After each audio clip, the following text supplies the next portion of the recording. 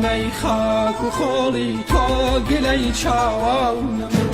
کوردستان ناوی بەڕێزت هێزی ڕوح و گیانم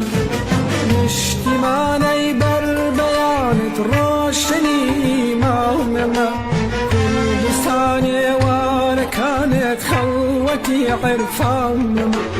نیشتیمان ئێوارەکانت خەڵوەتی عێرفانەمە کوردستان قوربانی کوێستانت دڵی پڕ لە پێناو جوانکردن و زیادکردنی ڕێژەی سەوزایی تۆڕی هەرەوەزی زاگرۆزانە لەژێر دروشمی هەرەوەزی چاندنی زاگرۆزانە ژیانەوەی سروشتی نیشتمانە هەڵمەتێکیان ڕاگەیاندووە بۆ چاندنی داری بەڕوو لە سروشتە جوانەکەی خۆپیەکانی قەرەدا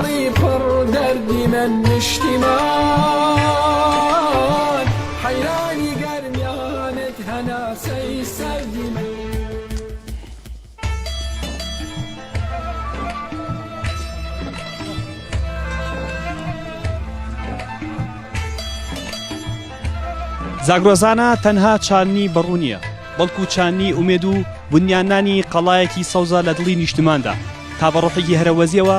ناسنامەی زاگرۆز و یادی شەهیدانی ژینگە بەرز ڕابگرین.